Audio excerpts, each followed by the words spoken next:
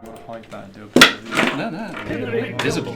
We'll keep you in the know. In the big bilge tank. We'll fix your techie woes and we'll break things and we'll make things so we're all together raking and we'll raise a cup of grog down in the big bilge tank. In the big bilge tank. Come and join our pirate crew in the big bilge tank. We will show you what to do. And we'll hack it till we crack it and we'll tell the world about it and forget to tidy up. That's why it's now a bilge tank.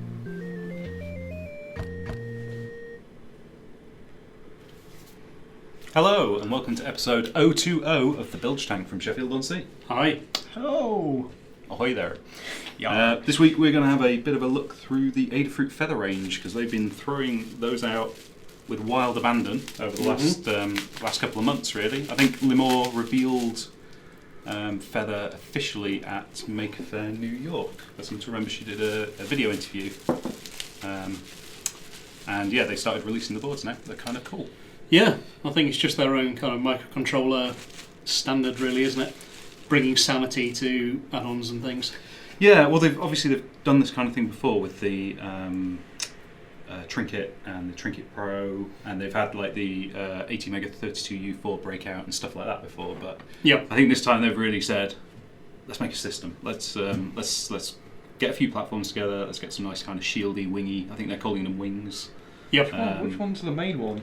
Well, this is it. There is no single main one. Just completely agnostic about the microcontroller. It is all there's some nice stuff here. So basically, you've got like a M0 based feathers. You've got 32U4 on the end. 32U4 based feathers. ESP8266. You've got the ESP8266 based feather, and all of these can be used as kind of like the host of your project, essentially. But then they have these extra add-on boards that go with it to let you do more stuff. I'm trying to put them back in the right place. It's like a puzzle. There we go. Excellent. Yep. And so we've got headers down one side, headers down the other. Do you want to stick that under the close-up, Phil? And Yeah, we'll have take one your strip headers as well. just there so people can have a good gander at it. Yep. So this is the M0 Proto. So it's basically a Cortex M0 ARM processor. The ones that they're calling the Proto have this small prototyping area at the back.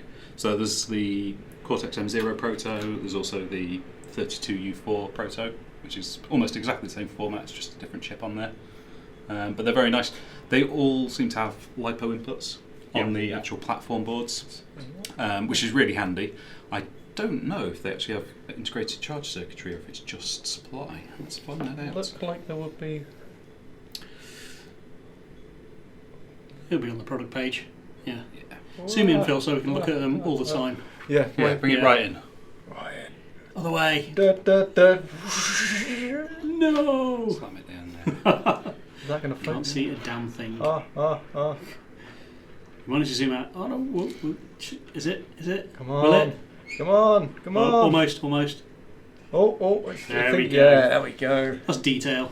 Oh yeah, it does have a charger. So the Lipo socket is a 100 milliamp Lipo charger, as Cool. well as accepting Lipo input for the power. So you can essentially use a battery, I guess, as a kind of a UPS for your project. Yep. If it's running off an external supply, or just take it portable.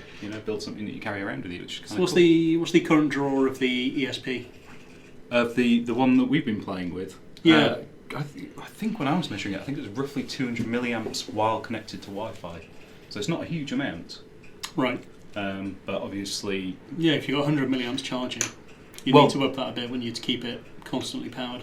Well, I would imagine that what will happen is that obviously it's only going to charge while it's connected to USB. Mm-hmm. So the board will be powered from the USB while it's connected to USB. Yep. But it will also trickle charge the attached LiPo. You can power from the USB. But That's, I guess that's the thing I'm missing. the common scenario is that you'd want to build either a mobile project, so you're LiPo only, Yep. and then I guess you can use it as the charging host when you get home, plug it into your USB port and just leave it to charge. Yep. Or run it almost permanently off USB like you would an Arduino or whatever. That makes more sense. But they're pretty cool. They're a nice format. They're very, very condensed. They've got a lot on there. Very stackable as well. Very stackable. There's a lot of stacking going on. Kind of picked exactly what pins and signals she wants to have working with these. I don't know how good the compatibility is across different ones, but it must be, well, it'd be very impressive. Like you can see on here, on the 8266 one, there's a lot of no connect. And I guess that's because it's so substantially different to Where's that? Oh, something yeah, like the I can see down M0 that you there, can't really those mimic two. the same pin layout. Mm-hmm. Yeah, that makes sense. Yeah. But they are nice. And then on top of these kind of platform ones, they've got other versions of the platforms that have things like micro SD, so you can do data logging. So this is that's the 32U4. So instead of logger. the proto area, it's got. And that's the M01. Nice. So programming these, are they all Arduino compatible? The ESP8266 certainly is, because Okay. there's an Arduino library for that. Yep. Obviously the 32U4 is essentially a Leonardo, so that will be programmable in the same way. Yep. The only one I'm not sure about is the M0, Okay. but then I imagine there probably is. Let's find out. Yeah. I've never actually looked at it yet. Mm. Yeah, you can program it Arduino as Zero. if it was an Arduino Zero, basically. Yep. That's pretty That's cool. kind of cool. Mm-hmm. And then on top of these, they've got a load of add-on boards. So you've got things like a motor driving board. You've got That's going to be a tricky one to move. a servo driving board, and a lot of these are based like quite clearly on existing Adafruit products. You know, they've already done these breakouts before. This is just getting them into a standardised format. But A wee that works with stackable, this. Exactly. plannable format. They've got some interesting decision. Oh, we don't have it yet. The NeoPixel wing. Oh yeah. Actually, on the underside has little solder bridges for every single pin. So I think the idea is that you pick which one's your data line, essentially, and you solder the bridge to say, I'm going to use pin X as my data line. And Okay. that's the thing that basically establishes that. You can obviously unsolder it and move it to another pin if you want to. Mm. But it's an interesting approach. You got the tiny OLED one there, haven't you? Oh yeah, that's tiny OLED. Cute. Mm-hmm. I'm going to get a Which- picture up For all your one line of text. on the needs. Adafruit site to have a look at. Yeah. So you're looking at OLEDs as well, aren't you, for Zero at the moment? Trying to find one that makes sense. on top Yeah, of- we've been looking at doing a FAT with an OLED on Yeah. it. Just trying to find an OLED that's as big as possible, really, that fits on the FAT format, Mm-hmm. which is basically always the challenge with this kind of thing, is trying to find... Adafruit's website is offline, so I can't look up what I want to do. What? It's trying to find the exact format you want. So there's so many out there, so many are no longer in production, so many are kind of stock constrained, or they're industrial units only, so they cost to keep. It's Yep. always a challenge. Richard Collins asking, when do we get the Emerald Feather Blue Fruit? I think we already have it, but it may be out of stock. Let me just check, because when I went to get all of these today so we could show them off, we were definitely out of stock of one of the Blue Fruit feather boards. Yep. Let's have a quick look. E-ink fat. How about that? Hey, how about we just do a hat that's got paper on and a biro? That'll actually be pretty cool, Do actually. your own Or ink. just completely white solder mask and a dry erase marker. Very low power. Yeah. Yeah, Very, very I like it. I was mistaken. We had the 32U4 Blue Fruit feather. We will get the M01 in as soon as we can get hold of it. I think it was probably out of stock when we went to order last time. Yeah, looking forwards. I think there was the Pixel Kickstarter, which started off as a 32U4 AVR type thing, and now it's like Flotilla is about a year overdue for delivery or something. But they've switched to an M0 as well, simply because it gives them more room for sprites and things. So I think range. that's It's switched also to R. cheaper. It's Yeah. just insane. You can buy like an M0 chip with 256k flash on it for less than you can buy a 32k 8-bit AVR. I mean, I guess the market decides the price right, but it does seem Pretty insane. much. Yeah. So e-ink fat, I'd expect the Papyrus to come out with something soon, and I expect Neil Percheron to come out with something as well, because they've both been doing e-ink stuff. I guess there's Yeah. enough On guys in that Kickstarter. race for us to leave it to their capable hands. Yeah, I kind of like e-ink, but I'm not sure it's quite expensive still, Yeah. and it doesn't feel like great value. There's some niche projects you'd want it for, but Mhm. general purpose, it doesn't seem like It doesn't a have great quite the solution for a lot same of things. pizzazz factor as like a rainbow backlit or colour LCD or anything like that. No. Well, when they were originally saying it, they were saying, "Oh, this is e-ink's great. It's going to be used for price labels on all supermarket shelves," and that is simply though. has not happened. It That's has 'cause in they- some places. They not cost all more than the things on the supermarkets. shelf. It's like one convenience store in Japan, isn't it? No, it's ones in America as well, I think. Really? They have like little infrared beam things in the roof, and the infrared beam things send a signal that updates all the the price labels across the whole store. And then some wise guy came along with a little infrared remote and managed to figure out the protocol and go around updating the prices to stupid stuff. I have to look at that video up because it's great. That's good. See if we can find a citation for that, because that's interesting. That's really interesting. Anyway, yeah, so we're focusing on more on getting good OLED and good LCD stuff out. Yeah. Yeah. And we're looking at doing something with kind of relay drivers and stuff for the fat format, and yeah, there's a few on the go. Mm-hmm. Definitely. And the little Lipo power supply, which is we're just waiting for prototype PCBs now. So Yeah, decided we're going to sort out our Lipo supply as well, haven't we? yes, Yeah. we are. Finally, we're tired of dancing around Royal Mail, who just don't like Lipos at all. No. We'll find a way. I've just got images of nervous postmen just kind of carrying around a Lipo like this, in case it explodes. Like a I like to imagine it's on one of those, those long grabber hook things, and they're holding it right at arm's length. like that, yeah. But yeah, Lipos are okay. Just treat them with care. Mm-hmm. I think it's when they're naked more than anything. Yes. Yeah. Which, yeah, But I mean, what you shipping, mean, you don't just need to stab be them careful. with a screwdriver and you'll probably be fine. And don't buy a hoverboard. Yeah. Yeah. That hoverboard video is so fake. Oh, the one where it sets on fire, conveniently. Yeah. Yeah. Very, very conveniently, very on video, with the guy just standing there hesitantly while it smokes away and then only jumping off when it finally catches fire, but not getting on it because he knows it's about to catch fire. Yeah. Yeah. Because I think if you knew how to abuse it, you could he's just abuse it. shorted the terminals across and basically there's not much else that's going to happen at that point. Pretty much now. Mm-hmm. Anyway, Feather is interesting. Yep. We're going to keep an eye on it. And- The prices are good, and it's much smaller than using an Arduino, and you've got that choice platform as well, which is nice. And Adafruit, yeah, they've been pretty quick about supporting it and expanding. And we know Arduino have been a little bit kind of distracted for a while, Yeah. which, yeah, I think they finally got tired of that. I think they've improved their salt screens as well, Could The be. detailing on these seems much better than historically. So Yeah. thinner. Well, it's nice to know they've been paying attention to us. Yeah. Yeah, that's beautiful. You can see the individual feathers and things. Yeah. Nice work. Nice and crisp. Yeah.